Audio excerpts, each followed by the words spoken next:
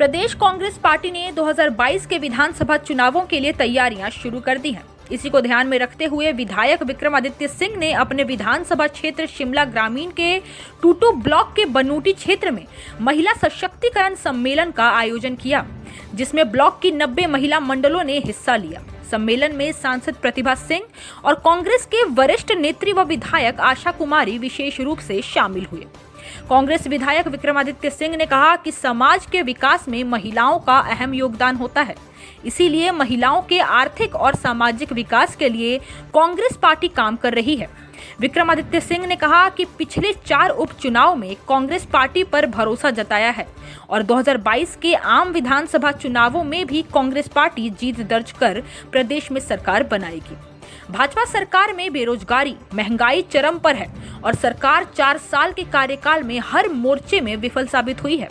इस मौके पर मंडी सांसद प्रतिभा सिंह और विधायक आशा कुमारी ने कहा कि लोकतंत्र में महिलाओं की भागीदारी बढ़े, इसके लिए कांग्रेस पार्टी ने महिलाओं को प्रोत्साहित करने के साथ पंचायती राज में आरक्षण का प्रावधान भी किया है और विधानसभा और संसद में भी महिलाओं की प्रतिभागी बढ़े, इसके लिए आरक्षण का बिल जल्द लाया जाना चाहिए ताकि महिलाओं की भागीदारी बढ़ सके। कांग्रेस पार्टी महिलाओं के सशक्तिकरण के लिए वचनबद्ध है।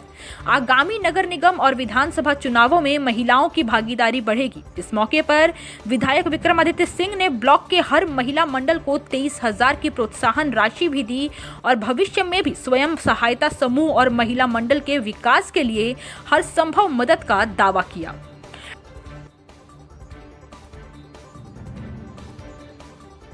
निश्चित तौर पे देखिए, कांग्रेस पार्टी का ये दृढ़ निश्चय है कि ओपीएस जो है वो लागू होना चाहिए और इनके प्रतिनिधि मंडल हमसे मिले थे, मुकेश जी से भी मिले थे, मुझसे भी मिले थे और वो और भी विधायकों को मिल रहे हैं, पक्ष विपक्ष दोनों से मिल रहे हैं और मैं समझती हूँ कि सरकार को इनकी बातें मान लेनी चाहिए और इनकी बातें ही नहीं, जो जेसीसी की मीटिंग हुई थी हाल ही में और जेसीसी के जो मुद्दे जिस तरह से पहले बताए गए थे और जिस तरह से आज एम्प्लॉयज़ अपने आप को ठगा सा महसूस कर रहे हैं क्योंकि मुद्दे उस तरह से सुलझे नहीं जिस तरह से पंजाब पे स्केल असली में है। तो मुद्दे जो हैं कर्मचारियों के मुद्दे, इनको सुलझाने चाहिए।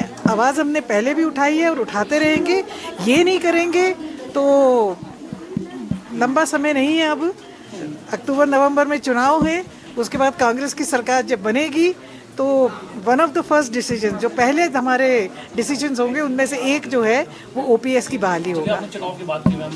मैं समझती हूँ कि इस तरह के कार्यक्रमों से महिलाओं को एक अवसर मिलता है अपनी भागीदारी को और आगे ले जाने का और महिलाओं की भागीदारी, जैसे पहले भी कहा गया, कांग्रेस पार्टी ने सुनिश्चित करने के लिए बहुत सारे कानून बनाए।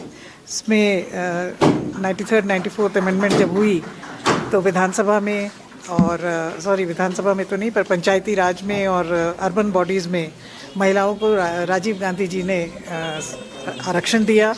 हमारी मांग है कि जो आरक्षण का बिल पार्लियामेंट में पेंडिंग है, भारतीय जनता पार्टी उसको शीघ्र अतिशीघ्र लेकर के आए और विधानसभाओं में और पार्लियामेंट में भी महिला को जो प्रतिनिधित्व मिले प्रतिशत के हिसाब से, वो बिल जल्दी आना चाहिए। देखिए, जहाँ तक कॉरपोरेशन का सवाल है तो कॉरपोरेशन में तो 50% महिलाओं का आरक्षण है ही है, तो वहाँ तो कोई इस तरह की, जहाँ तक विधानसभा का प्रश्न है, जो महिलाएं जीत सकती हैं निश्चित तौर पे कांग्रेस पार्टी उनको आगे लाने का प्रयास करेगी। और आप जानते हैं कि प्रियंका गांधी जी ने एक नारा दिया है, लड़की हूँ लड़ सकती हूँ। बहुत सशक्त एक ये नारा है कि लड़की हूँ लड़ सकती हूँ। तो महिलाएं जब आगे आएंगी, जीतने की क्षमता रखेंगी, निश्चित तौर पे आप इस बार देखेंगे कि कांग्रेस पार्टी उचित मात्रा में महिलाओं को भी टिकट देगी। हमें खुशी है कि महिलाओं का बहुत उत्थान हुआ है, खास उस तौर पे जब कांग्रेस का शासन रहा, कांग्रेस की सरकारें रहीं और आप जानते हैं कि जब कांग्रेस में यूपीए सरकार भी थी दिल्ली में, उस वक़्त भी एक महिला को देश का राष्ट्रपति बनाना, महिलाओं को मान सम्मान देना, पार्लियामेंट की स्पीकर को एक महिला को उस कुर्सी पे बिठाना बहुत बड़ी बात थी। और जब राजीव गांधी जी प्रधानमंत्री थे तो उन्होंने भी ये पंचायती राज के तहत जो ये किया है जिससे महिलाओं को आगे आने का मौका मिला। नहीं तो महिलाएं हमारी चार दीवारी तक सीमित रहती थी। वही महिलाएं आज उनकी आधी भागीदारी पंचायतों में है, पंचायत की प्रधान बनी है, बीडीसी की मेंबर बनी है, जिला परिषद में आई हैं।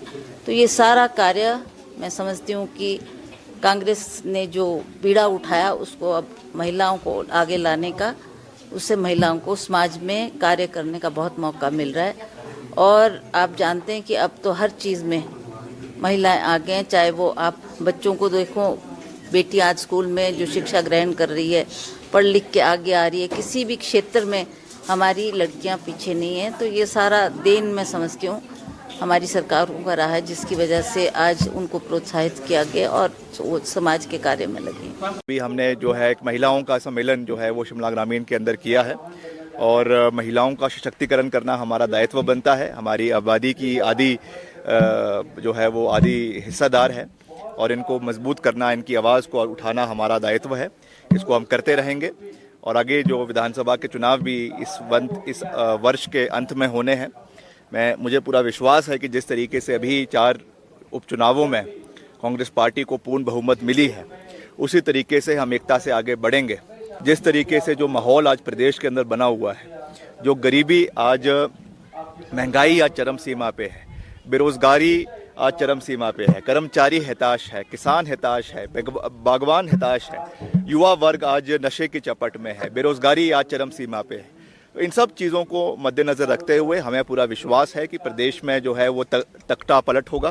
प्रदेश में कांग्रेस पार्टी की सरकार पूर्ण बहुमत से बनेगी और जब यहाँ के जो बचे हुए कार्य है, वैसे तो वीरभद्र सिंह जी की सरकार में उनकी अध्यक्षता में शिमला ग्रामीण में अभूतपूर्व विकास हुआ है, मगर जो कमी पेशी रह गई है उसको हम अपनी सरकार में पूरी मजबूती के साथ पूरा करने का प्रयास करेंगे। उसमें सभी महिलाओं का, युवाओं का, बुजुर्गों का, कर्मचारियों का, पूर्व कर्मचारियों का, सब लोगों का उसमें योगदान रहेगा। कार्यक्रम है वो मात्र टूटू ब्लॉक का रखा गया है, जिसमें करीबन 90 महिला मंडल यहाँ पे आए गए हैं। उसमें हमने कोई भी जो है पार्टीबाजी नहीं करी है। दलगत राजनीति से ऊपर उठकर सब महिलाओं को यहाँ पे आमंत्रित किया है, वो चाहे किसी भी विचारधारा की हो। और अपनी ओर से हम जो है हर महिला मंडल को 23-23 हज़ार रुपये की प्रोत्साहन राशि हर महिला मंडल को दे रहे हैं। पहले भी हमने ऐसे कार्यक्रम किए हैं, पहले भी उनको हमने इस तरीके की प्रोत्साहन राशि दी है और भविष्य में भी महिलाओं के उत्थान के लिए, उनके चाहे भवन महिला मंडल का निर्माण की बात है, चाहे उनके सेल्फ हेल्प ग्रुप्स को एम्पावर करने की बात है। बहुत से हमारी यहाँ महिलाएं जो हैं, चाहे वो अचार बनाने का कार्य करती हैं, पापड़ का कार्य करती हैं, कोई बुनाई का कार्य करती है, उससे अपने को जो है आर्थिक रूप से उनका सशक्तिकरण करवाती हैं। उनको भी हम समय समय पर सेल्फ हेल्प ग्रुप्स को भी मदद करते रहेंगे ताकि वो भी आर्थिक रूप से मजबूत हों और अपने घर पे जो है अपने किसी और व्यक्ति के ऊपर वो आर्थिक रूप से निर्भर ना रहे। हिमाचल प्लस न्यूज के लिए शिमला से पुष्पेंद्र चौधरी की रिपोर्ट।